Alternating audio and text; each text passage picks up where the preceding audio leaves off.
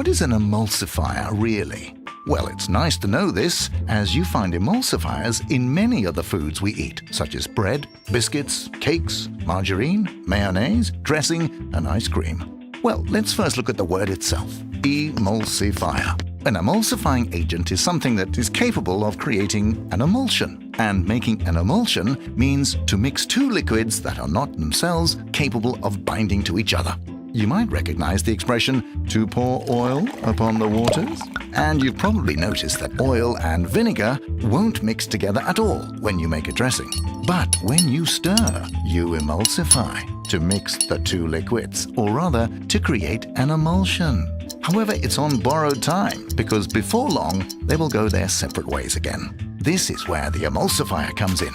An emulsifier is an ingredient that ensures that water and oil can be mixed together so that the fluids remain evenly distributed in each other. This is Dr. Joshua Korzenik. He's a leading IBD researcher and the director of the Crohn's and Colitis Center at Brigham and Women's Hospital. Let's hear what he has to say about food additives and emulsifiers.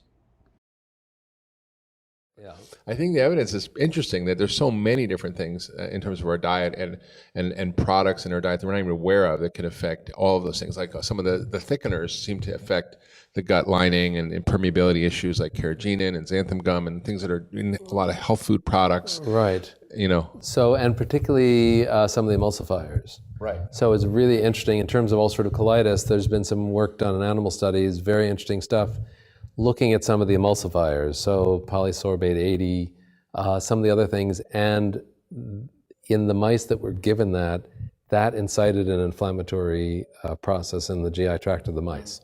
So just low levels of these emulsifiers. Now, how they're working, what they're doing, is it working through the microbiome, is it working on the mucin, is it doing other things? We're not sure, but it's been suggested that those elements may have an important effect on inflammation. And then it's also the issue of increasing permeability, even aside from a GI-specific disease of ulcerative colitis or Crohn's. Is this affecting permeability otherwise because low level of inflammation increases permeability? And so is that the beginning of other diseases as well? Yeah. So that's fascinating to look at, food components. Right. Most GI docs, I saw Crohn's patients yesterday and they said, my doctor told me there's no connection between food and... Right. And I said, well, just logically, if you're eating pounds of a substance every day and putting it in this tube that you're an expert in, why wouldn't you think it would have an impact? It is amazing that, firstly, that it's taken us this long to recognize the microbiome is important. When, what's sitting right there next to the mucosa, and, same thing, diet. I think many GI docs are now coming around to the view at least that it's important, but still the typical line is it's not important, or if it hurts when you go like this, then don't go like that. So if it hurts when you eat chocolate, don't eat chocolate. But it's obviously more complicated than that. This is David A. Johnson, a professor of medicine and the chief of gastroenterology at the Eastern Virginia School of Medicine in Norfolk. He's also the past president of the American College of Gastroenterology. Let's see what he has to say to other physicians about food additives and emulsifiers. One of the things that you really need to be aware of, too, is the standard Western diet includes an incredible amount and exposure to diet emulsifiers and food additives. There are a couple of them that just to highlight for you, carboxymethylcellulose and polysorbate 80. These are things that are used traditionally in baked goods, and particularly in ice cream and those type of gel products. They are responsible for why we don't have to crank the ice cream anymore and pour rock salt in. Those of you are old enough to remember that. But these are agents that increase the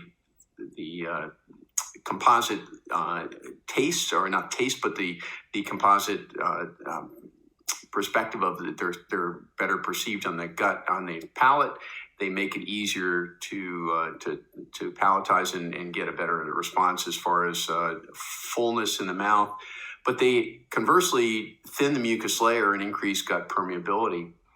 Maltodextrins are things that are also used as thickeners and sweeteners, and these also thin the mucus layer. These are agents that come from plant products, but they're highly refined.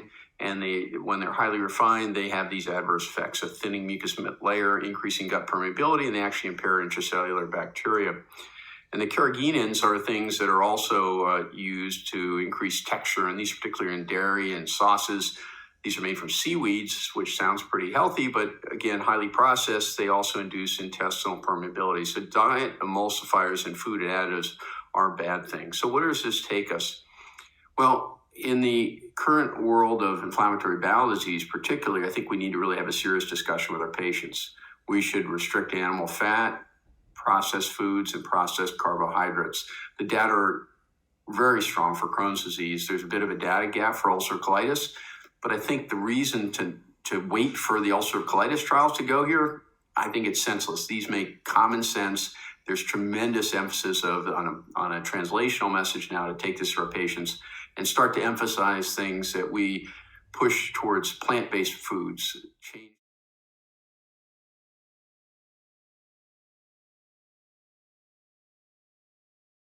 Let's take a closer look, and we'll start with almond milk. If we flip this bottle over and look at the ingredients here, we see all these ingredients, and boom, right in the middle, carrageenan, exactly what we want to avoid.